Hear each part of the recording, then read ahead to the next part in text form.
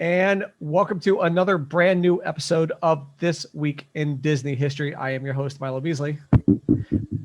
And we're still new studio kinks. And we are joined this week by good friend and host of the Drunk on Disney podcast. Please help me welcome Guy Hutchinson. How you doing, buddy? I'm doing better than your microphone that you just smacked around. I mean, boy.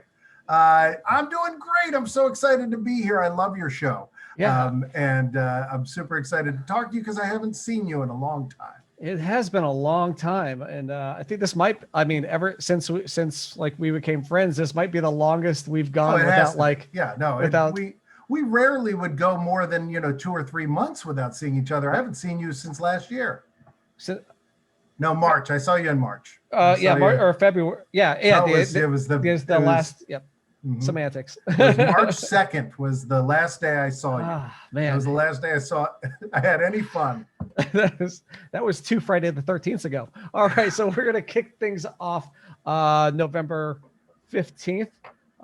We ended on November 14th, which happens to be somebody's birthday. We might mention them later on the show. But November 15th, 1965, a very important day. This was the day that Roy and Walt Disney had a meeting at the Cherry Plaza Hotel in Lake Eola in Orlando to officially launch the Florida Project.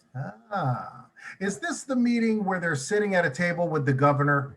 I believe this is the one where they're in. So this was 6 years prior to the opening of Magic Kingdom. Mm-hmm. Yeah. So, no, that's as important as it gets. If you don't have that, you don't have Florida. Exactly. I probably wouldn't live here. November 15th, 1980, even though it had been open for since September, Big Thunder Mountain officially has its grand opening at the Walt Disney World. They tend to do that sometimes, Yeah, they do that, which ruins, because you think of the anniversary and then you look it up and you're like, oh, well, they actually opened it way before that. I mean, it's the concept of soft opening it so you can work out all the kinks but yeah. Mm-hmm. Do you have a favorite? Do you have a favorite of the Big Thunder Mountains? Ooh, no, I don't. I guess no. I mean, I feel like the one in California has some significance because it used to be the mine train through Nature's Wonderland in that spot, and there is a vehicle, a train car from a Don Knotts movie that is over there. I think it's I think it's over as set dressing. I'll double check, but I think it's from No Deposit, No Return. Okay. Or maybe the Apple Dumpling Gang too. But anyway, I like everything better at Disneyland, but I've only ridden those two. The Florida one, Paris. I'm telling you, once you ride Paris, you're gonna be like, those other guys, they're cute. Oh my gosh, it's the best. Paris is great. And then so we're going to move on to November 16th, 1990. Rescuers Down Under is released in theaters. Have you seen Rescuers Down Under? I've seen it. I've seen all the canon Disney films. It's I think the only sequel in the list, unless you count Saludos Amigos and Three Caballeros. Right. And then Fantasia 2000, but it was the first sequel. Right. I actually like Fantasia 2000. Yeah, that was great. This date 2004, 2 new attractions. One, Stitch's Great Escape at Magic Kingdom, and they also did the thing where they put toilet paper all over Cinderella's castle, and then also Turtle Talk with Crush at the Epcot Center. All right, now I'm going to tell you a quick story. I flew to Florida for Stitch's Great Escape to be there on opening day for Stitch's Great Escape. So you were here on the day we're talking about. That's right. That's fantastic. I flew there and rode it. It was a long wait. And I enjoyed Alien Encounter, and I didn't find this to be that different from it. I find that a lot of people that talk about how much they missed Alien Encounter when Stitch's Great Escape came out, it really was just a redressing of the exact same attraction. And if you didn't like Stitch as much, and you wanted something a little scarier, it wasn't for you. But I liked it. I thought it was kind of in your face. Thought it was kind of obnoxious, especially kind of like me. Especially that chili dog. Yeah, the chili dog was in your face. Yeah, the chili dog burping. I mean, that's fun. And then finally on this date, November 16th, 2015, Star Wars Launch Bay opens up at the Disneyland Park. Have you been? Have you been to the launch bay over there, to the Star Wars? I don't think I have. Okay. If I have, it didn't make a great memory of mine. What about you? Did you? Is this?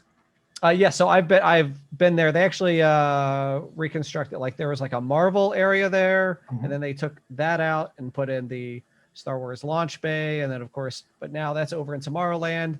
And Star Wars Galaxy's Edge is over on the other side of the park. So Star Wars is literally everywhere in Disneyland now. So literally from one end to the other. That's true, yeah. The state, November 17th.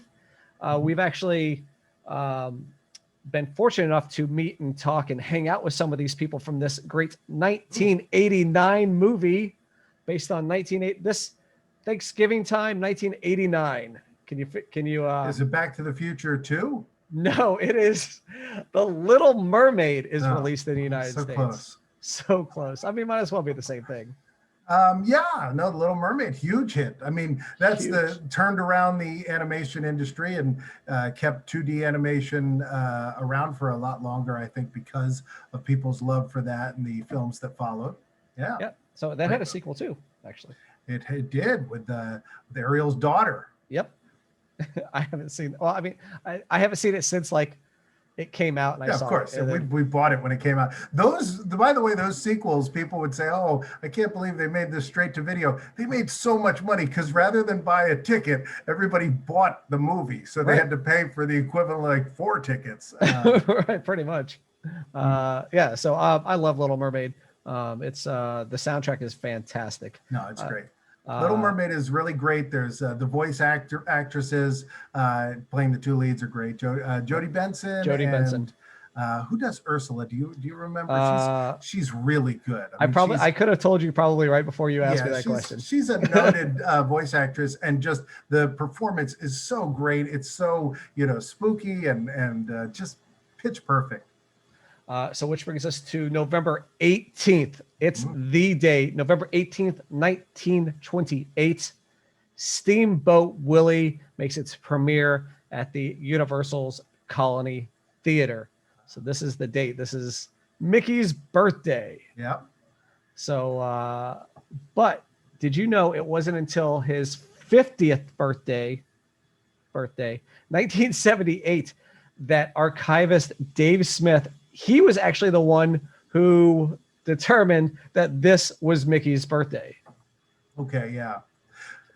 Yeah, I mean, I feel like people didn't care about stuff like that until much more recently. I feel like I even feel like then that's a little early for people to care. I feel like so much stuff people just didn't, it's like, oh, who cares? That was in the past. Why would we save this? Or, take note of that date. Right, but now everything is an anniversary at Disney. Oh, yeah. So that was probably around moneymaker. It is. So that was probably around the first time that they were like, hey, we should probably capitalize on these anniversaries. There's a couple things about Steamboat Willie. So as you know, there were 2 films that were animated prior to this, Plane Crazy and I think Galloping Gaucho. Yep. And Steamboat Willie is it's a wonderful masterpiece of a film, but Mickey is super mean to the other animals in it. And if you watch it, he is torturing and then very end, spoiler for those who haven't seen a movie from 1928, at the very end, there's this bird that's making fun of him. He throws a potato at it, and then he listens to hear if the bird is drowning. And when he hears that the bird is drowning, he smiles and chuckles to himself. The other thing that's interesting about that is Steamboat Willie. I've always heard a lot of confusion where people say, is that Mickey as Steamboat Willie? There was a movie that the title was just a parody of a very popular Buster Keaton movie called Steamboat Bill Jr. So I like to think Mickey is Mickey in that the steamboat was named Willie. Oh, okay. I've always heard as Mickey Mouse as Steamboat Willie. No, I don't think he's playing a character. I don't think there is a character named Steamboat Willie. I believe Mickey is on board the Steamboat Willie. That's new to me. There you go. Breaking news right here. If Dave Smith can say Mickey's birthday is the 18th, I can say that Mickey was not a steamboat. Right. And then, of course, because it is his birthday, 1993, they premiered the partner statue at Disneyland on this date. Also on this date, 2011, Hong Kong Disneyland opens the Toy Story Land portion of the park. I have not yet been to Hong Kong Disneyland, so I can't comment on Toy Story Land. I've seen some videos and pictures. Looks great. Absolutely. Yeah. And then on this date, November 18th, 2012, a video game titled Epic Mickey 2 makes its debut. And did you know we have a friend that does a voice on that video game? What? Are you kidding? You're pulling my leg. You know this. This is absolutely. Gremlin Jam Face. That's right, Gremlin Jam Face. And I played the game all the way to get to Dana's part. This is Dana Snyder, who co-hosts Drunk on Disney with me and you many times. You've many times co-hosted that with us. And he's a celebrated voice actor. He's best known for the voice of Master Shake from Aqua Teen Hunger Force and Granny from Squidbillies, but he's also done the Penguin and Batman and Gazpacho and Chowder. And for Disney fans, he was Mr. Baldwin and Fish Hooks, as well as tons of other stuff. And I know he's got one. He has a new one coming out, right? Yeah, Ghost of Molly McGee. So yeah, he's the ghost. He's the title character. So, but he's a great voice actor, and he did this game, and he plays Gremlin Jamface. And when you get to the torn up Disneyland area, they're like, Gremlin Jamface will help you on this, but you must first find him. Yes, indeed. Epic Mickey 2. Epic Mickey 2. All right, so he'll be happy that we gave him a plug. November 19th, 1971, just a couple months after the grand opening of Walt Disney World, the opening of the Fort Wilderness Resort and Campground. Have you stayed there? No, I have not ever stayed there. I've been to the Hoop-Dee-Doo Review there a number of times, so I've been there and walked around, petted some goats there once. Sat in a chair that massaged me, bought a belt buckle. I've done a lot there, but I've never stayed there. Have you ever, unfortunately, obviously this year is a little bit different, but have you ever been there during either Halloween or especially Christmas time? Ooh, I'm going to say I haven't. You're saying, have I ever been to Fort Wilderness? Yes, during those times. I haven't. I've seen that at Christmas time, they do a golf cart parade there. They do golf cart parades. They have lights that are up. Everybody decorates their little mini camp, their campsite. And it is fantastic to just go and walk around and check out the sites, see the effort that these people are putting into their campsites. You know, they used to have a train there. There used to be a train, just like the train at the Magic Kingdom, that took you through there. And you could ride on it. And it was only there for a couple of years, but some of the track is still there. The reason it had to go was a lot of deer got hit by the train, which traumatized children that were on the train. What are you going to do? Understandably so. Also, this date, November 19th, 1999, the very first the premiere of the Fast Pass at Disneyland. Can you guess what year which? Was this? 1999. Can you guess the attraction? Space Mountain. Close. So it was tested on Space Mountain, but officially premiered on It's a Small World. Really? Yes. Because the lines were so long. Well, they did get long sometimes. You got to load those boats. Yeah, Fast Pass, man. I miss those old paper Fast Passes. I like those. I collected them. Yeah. You know what the weird thing is? I collected them, and then over the years, I've kind of thrown away most of mine because I'd be like, well, I don't need these anymore and whatever. And then once they were gone for good, I was like, oh God, I got to go to eBay and buy them all back. I have quite a few from both parks. I had one that was for the Carousel of Progress, which I just loved. It was, you'd put in your ticket to get one for like Space Mountain, and they'd give you an extra one, and it was for the Carousel of Progress. And I was like, I'm gonna need this. I better hustle right over there. in California, there was a neat thing for a while that not all of the fast pass kiosks were synced via the internet, which what this meant was that there were certain rides, and if you went on message boards then you would know about them, that you could go and get a fast pass and it didn't know you already had one for another attraction. So there was only a couple of them, but the other thing you could do is you could get fast passes at both of the California parks. And for people that haven't been there, those two parks are super close together. It's Right. not even a long walk. It's like a walk from the front of Tomorrowland to the back of Tomorrowland in Florida. I mean, it's Right. very short. Yep, absolutely. So we're going to move on to, what is this, November 20th now. November 20th. One of my favorite movies was turned into a television show, obviously animated. Big Hero 6, 2017. Big Hero 6 makes its debut onto the Disney Channel. Wow. This is a really, really good show. Is it? I was actually, have not seen, I was seen actually, the movie, but I was actually surprised about how good it actually was. So, if you have a chance, I don't know. Do you have the Disney Plus yet? I know you were a holdout. I don't have it, but I've been offered it free a bunch, so I'm sure I can get it. So, it's on the it's on there as well. And then moving on, the last day this week, November 21st, 1994. Again, opening of 2 attractions. 1994, an attraction in Tomorrowland. I'll give you that hint. 1994, and it was Tomorrowland in Florida. Yes, no longer exists. Yeah, no longer exists. We'll say replaced in Tomorrowland. You know what? I don't know. I can't think of what it would be. The Timekeeper, featuring the Robin Timekeeper. Williams. Robin Williams, Rhea Perlman. Absolutely. Yeah, the Timekeeper, I guess, was replaced by Monsters Incorporated. Yeah, it had the Circle Vision. Yeah, I like the Timekeeper. The Timekeeper had a section where you flew by the World Trade Center towers, which was one of the reasons that they closed it after 9/11. After 9/11, they closed a lot of stuff. They closed Carousel of Progress and other things because travel was down so low. But that actually had a brief moment where you could see them when they were time traveling through there. Yeah, no, that's a good one. And Nine Eye, I think, was the name of the was what Rhea Perlman played. Right.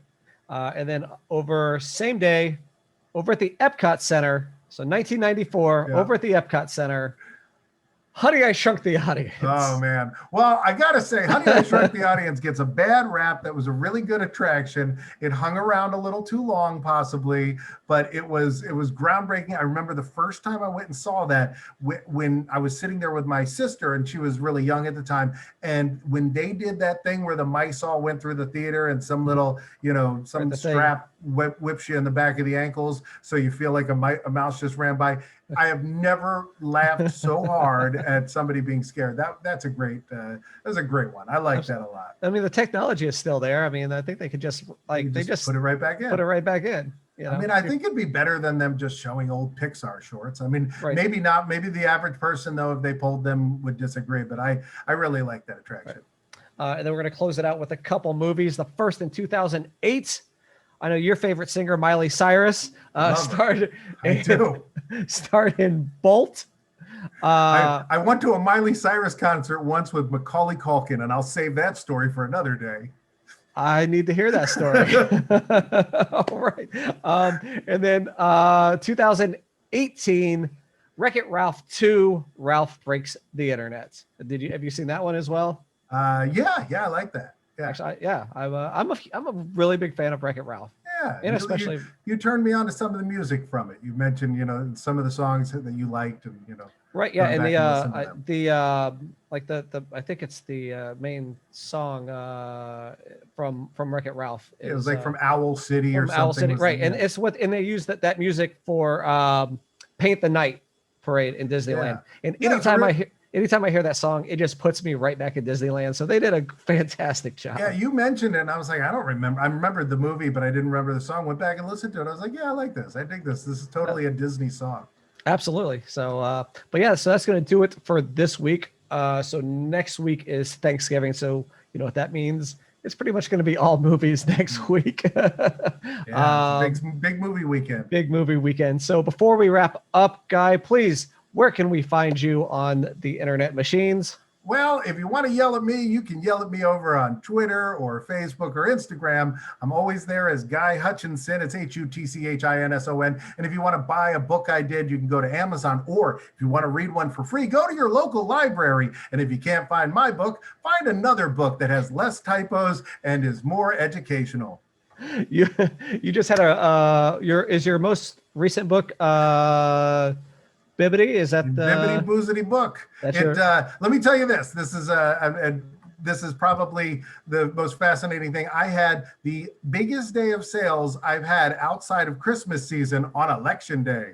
So people really wanted to have a cocktail on election day, and I had a record sales. Actually, I have a screenshot. Somebody in a running group that I am in on Facebook was asking if there were any Disney drink recipes, and I saw somebody besides myself, but somebody else actually recommended your book. I like that. So I did. I took a screenshot of that, and I will send that over to you. All right, very good. All right, so and of course, please subscribe, follow, like, share. Please tell all of your friends about this. I really enjoy doing it, and it would be cool if I had a much bigger audience to do it too. So thank you for joining us, and we will see you next week for This Week in Disney History.